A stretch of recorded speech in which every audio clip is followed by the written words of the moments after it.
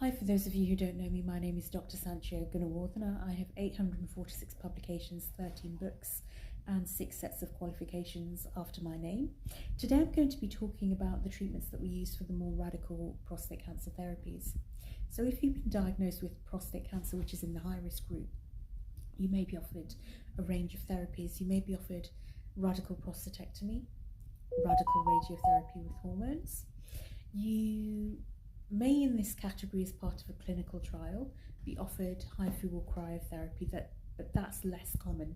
So today I'm going to talk about radical radiotherapy and radical prostatectomy. So radical prostatectomy is, in essence, where the prostate is taken out of the body, and it's usually done as a robotic procedure. It's a short hospital stay.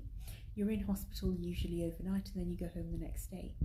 As part of the procedure, you'll have a catheter placed, which will come out about a week down the line.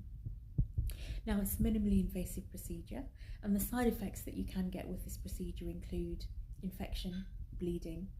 You can also get things like incontinence and impotence. Some procedures are done as what we call nerve-sparing procedures if the disease allows us to do that, which means that hopefully the erections will be preserved.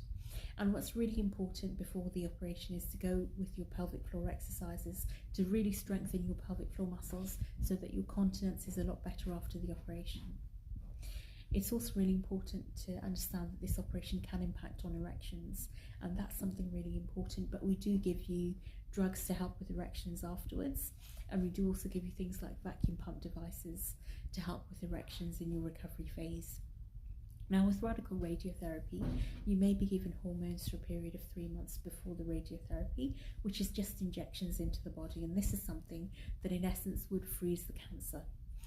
And that's the way the hormone therapy works. You would then have the radiotherapy, which would be targeted towards the prostate, but you can get side effects of radiotherapy, including irritative symptoms, going often, going quickly, having a small capacity bladder. You can have blood in the water, you can have blood from the back passage, what's known as proctitis. You can have irritative symptoms of going often and going quickly as well. Now, with radiotherapy, you can have irritative symptoms that do persist, and a diagnosis of small capacity bladder can also be made, which means that you may also get symptoms, for example, of apparent incontinence. It's as if you can't hold your water, and that's also really important for people to understand. There are a lot of risks to take into account when considering the radical therapies, but in the long run, it's worth it because it effectively cures you of the cancer, and that's really, really important. And that's something for everybody to consider, I think. So I hope this has been helpful to you. Thank you and goodbye.